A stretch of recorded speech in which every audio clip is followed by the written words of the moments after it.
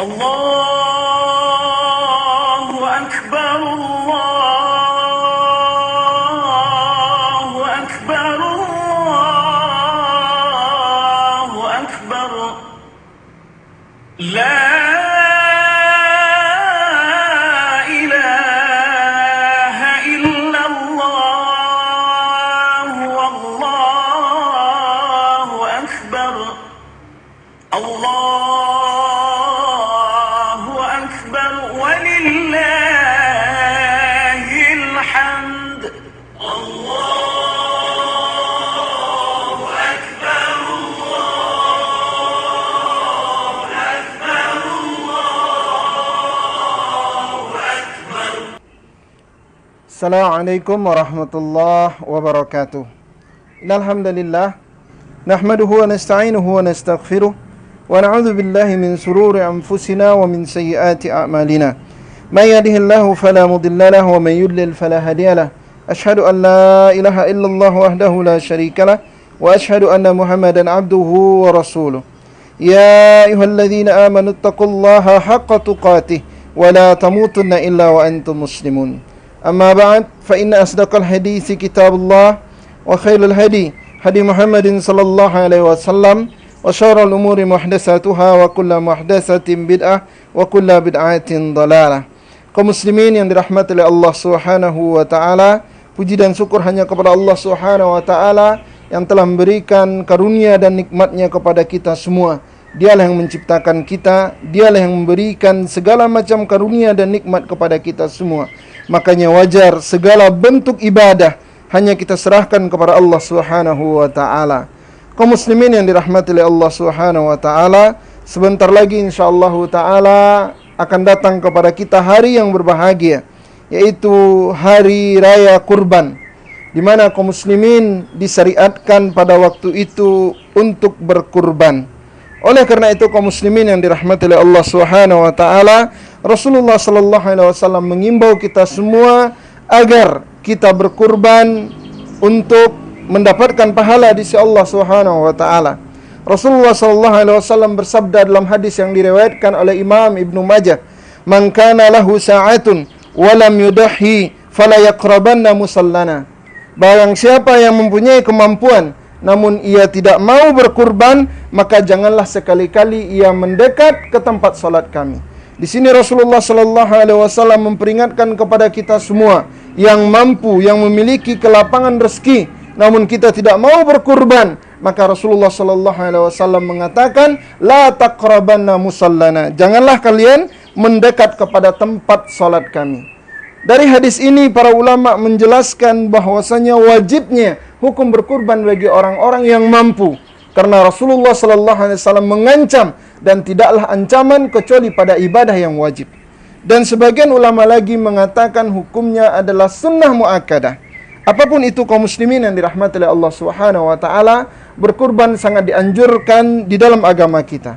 Oleh karena itu, mari pada tahun ini kita berniat, kita berusaha untuk bisa melaksanakan ibadah kurban ini. Dan kami mengimbau kepada kaum muslimin yang dirahmati oleh Allah Subhanahu wa taala, mari kita bergabung bersama Yayasan As-Sunnah Padang. Karena insyaallah taala dengan kita bergabung dalam Yayasan As-Sunnah Padang, kurban kita lebih berkah dan bermanfaat. Karena yang pertama insyaallah taala dengan kita berkurban di Yayasan As-Sunnah Padang, kita akan berusaha melaksanakan kurban sesuai dengan contoh dari Rasulullah sallallahu alaihi wasallam. Karena ibadah tidak akan diterima oleh Allah Subhanahu wa taala melainkan sesuai dengan yang dicontohkan oleh Rasulullah sallallahu alaihi wasallam. Kemudian yang kedua, kita menggabungkan beberapa kebaikan dalam satu ibadah, di mana ketika kita berkurban, kemudian kita juga bisa menggabungkan ibadah yang lain, yaitu memberikan makanan orang-orang fakir dan orang-orang miskin. Rasulullah sallallahu alaihi wasallam bersabda, ketika seseorang bertanya kepada Rasulullah sallallahu alaihi wasallam, "Ya Rasulullah, manusia apa yang paling dicintai oleh Allah dan amalan apa yang paling dicintai oleh Allah?" Lalu Rasulullah sallallahu alaihi wasallam bersabda, "Manusia yang paling dicintai oleh Allah ialah orang yang bermanfaat bagi manusia yang lainnya. Amalan yang paling dicintai oleh Allah ialah kegembiraan yang diberikan oleh seseorang kepada orang muslim, atau menyingkapkan kesulitannya, atau membayar hutangnya, atau menghilangkan rasa lapar dari dirinya. Hadis sahih yang diriwayatkan oleh Imam At-Tabrani. Kaum muslimin yang dirahmati oleh Allah Subhanahu wa taala, dengan kita berkurban kemudian menyalurkan dagingnya kepada orang-orang miskin, kepada orang-orang yatim duafa, dan kepada fakir miskin, maka insya Allah kita akan mendapatkan dua kebaikan sekaligus. Kita memberikan rasa bahagia kepada dirinya, kita memberikan makanan untuk orang-orang fakir dan orang-orang miskin, yang insyaallah ta'ala ini memiliki pahala yang sangat besar dan dicintai oleh Allah Subhanahu wa ta'ala. Kaum muslimin yang dirahmati oleh Allah Subhanahu wa ta'ala, alhamdulillah telah masuk kita pada tahun yang ketiga dalam pelaksanaan ibadah kurban dengan Yayasan As-Sunnah Padang ini. Dan alhamdulillah setiap tahunnya kita senantiasa memfokuskan pembagian daging kurban kepada orang-orang miskin, orang-orang fakir, ataupun orang-orang duafa, yang mana dengan pembagian tersebut insyaallah ibadah kurban kita lebih bermanfaat dan lebih bermakna serta lebih terasa bagi mereka.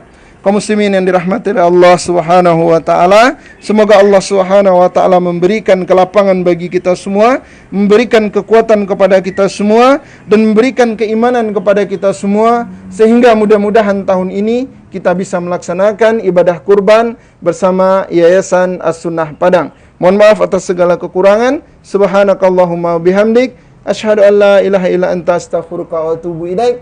Assalamualaikum warahmatullahi wabarakatuh. الله أكبر الله أكبر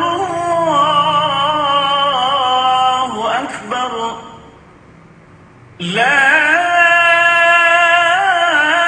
إله إلا الله والله أكبر الله